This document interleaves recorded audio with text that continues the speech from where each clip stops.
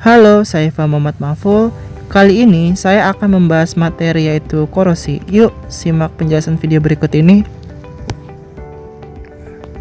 Adapun topik yang akan dibahas adalah pengertian korosi, reaksi pada korosi, faktor yang mempengaruhi korosi, cara memperlambat korosi. Tentunya di sekitar kita sering menemukan benda yang mengalami korosi seperti pagar, kaleng, lantai, dan juga gembok. Lalu apa sih sebenarnya korosi itu? Secara umum, korosi adalah rusaknya benda-benda logam karena pengaruh lingkungan. Proses korosi dapat dijelaskan secara elektrokimia. Misalnya pada proses perkaratan besi yang membentuk oksida besi Fe2O3NH2O. Yuk, simak persamaan berikut ini. Pada anode, Fe berubah menjadi Fe2+ plus 2 elektron dengan E0 0,44 volt. Pada katode, O2 plus 2H2O plus 4 elektron berubah menjadi 4O- dengan E0 0,40 volt. Di reaksi sel, 2Fe plus O2 plus 2H2O berubah menjadi 2Fe2 plus 4O- dengan E0 reaksi 0,84 volt. Ion Fe2+ tersebut kemudian mengalami oksidasi lebih lanjut dengan reaksi 4Fe2+ plus O2 plus 4O- dalam kurung 4 plus 2NH2O menjadi 2Fe2O3NH2O plus 8H+. Berdasarkan persamaan tersebut, apabila ditinjau dari nilai potensial reaksinya, besi merupakan logam yang mudah mengalami korosi. Logam-logam lain yang mempunyai nilai potensial elektroda lebih besar dari 0,4 volt akan sulit mengalami korosi. Logam-logam perak, platina, dan emas mempunyai potensial elektroda lebih besar dari 0,4 volt sehingga sulit mengalami korosi. Faktor yang mempengaruhi korosi: air dan kelembapan udara, elektrolit, terbentuk sel elektrokimia, dan permukaan logam yang tidak rata. Air dan kelembapan udara. Dilihat dari reaksi yang terjadi pada korosi, air merupakan salah satu faktor yang penting untuk berlangsungnya korosi. Selain itu, udara lembab yang banyak mengandung uap air akan mempercepat berlangsungnya proses korosi. Elektrolit. Elektrolit, asam atau garam merupakan media yang baik untuk terjadinya transfer muatan. Hal ini mengakibatkan elektron lebih mudah untuk diikat oleh oksigen di udara.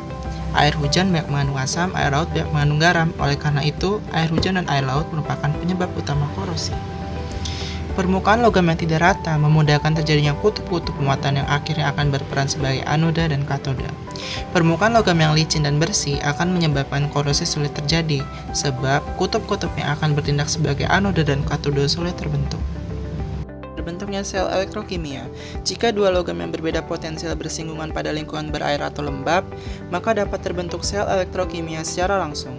Logam yang potensialnya lebih rendah akan segera melepaskan elektron ketika bersentuhan dengan logam yang potensialnya lebih tinggi, serta akan mengalami oksidasi oleh oksigen dari udara. Hal tersebut mengakibatkan korosi lebih cepat terjadi pada logam yang potensialnya lebih rendah, sedangkan logam yang potensialnya lebih tinggi justru akan lebih awet. Untuk lebih jelasnya, yuk simak praktikum berikut ini.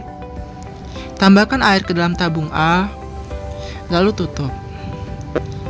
Tambahkan air suling ke dalam tabung B serta 1 mm minyak, lalu tutup.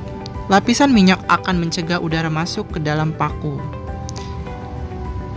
Lalu tambahkan sedikit saja CaCl2 ke dalam tabung C, lalu tutup. CaCl2 akan menyerap kelembapan yang ada di tabung C. Lalu diamkan beberapa hari. Maka tabung A akan mengalami korosi karena terkena air dan juga udara. Tabung B tidak karena terkena air. Begitupun tabung C karena tidak terkena keduanya. Cara memperlambat korosi: mengontrol atmosfer, mencegah logam bersinggungan dengan O2 di udara, perlindungan katodik. Mengontrol atmosfer agar tidak lembab dan banyak oksigen, misalnya dengan membuat lingkungan udara bebas dari oksigen dengan mengalirkan gas karbon dioksida. 2. Mencegah logam bersinggungan dengan oksigen.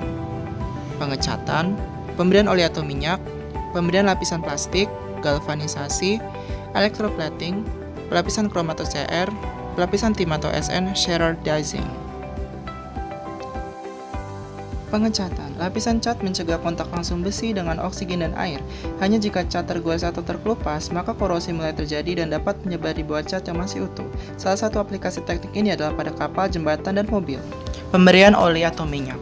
Lapisan oli bisa mencegah kontak langsung besi dengan oksigen dan air dan harus dioleskan secara berkala. Teknik ini diaplikasikan pada bagian bergerak dari mesin, seperti mesin mobil. Pemberian lapisan plastik. Lapisan plastik dapat mencegah kontak langsung besi dengan oksigen dan air. Hanya jika plastik terkelupas, korosi baru dapat terjadi. Contoh aplikasi teknik ini adalah pada barang-barang dapur seperti rak pengering. Galvanisasi. Galvanisasi yaitu melapisi logam dengan seng atau Zn. Zn dapat mencegah kontak langsung logam dengan oksigen dan air. Apabila Zn tergores, Zn masih dapat melindungi besi karena Zn memiliki E0 minus 0,76 volt. Lebih mudah teroksidasi dibanding Fe yang hanya memiliki E0 min 0,44 volt. Aplikasi teknik ini adalah yaitu pada besi penopang untuk konstruksi bangunan dan jembatan. Electroplating. Electroplating adalah pelapisan logam dengan logam lain menggunakan metode elektrolisis. Contohnya adalah pelapisan nikel atau vernikel, krom pada keran, timah pada kaleng makanan, dan timbal untuk pipa air minum. Lapisan krom atau Cr. Lapisan Cr dapat mencegah kontak langsung logam dengan oksigen dan air. Di samping itu, Cr teroksidasi membentuk lapisan oksida Cr2O3 yang sangat kuat sehingga dapat melindungi logam di bawahnya. Apabila tergores, lapisan Cr masih dapat melindungi besi karena Cr memiliki E0 minus 0,74 volt. Lebih mudah teroksidasi dibanding Fe yang hanya memiliki E0 minus 0,44 volt. Lapisan timah atau Sn. Lapisan Sn dapat mencegah kontak langsung logam dengan oksigen dan air. Akan tetapi, Sn hanya memiliki E0 min 0,14 volt sehingga kurang reaktif apabila dibandingkan dengan Fe yang memiliki E0 minus 0,40 volt. Jadi, apabila Sn tergores, maka besi di bawahnya rentan untuk terjadi korosi. Shearer-dicing. Shearer-dicing adalah mereaksikan logam dengan asam fosfat sehingga permukaan logam tertutupi dengan fosfat Fe2PO4 3 kali. Aplikasi dari teknik ini yaitu pada tutup badan mobil. Perlindungan katodik. Perlindungan katodik dilakukan dengan menghubungkan logam yang akan dilindungi dengan logam lain yang mempunyai potensial elektrode sangat rendah, biasanya Mg.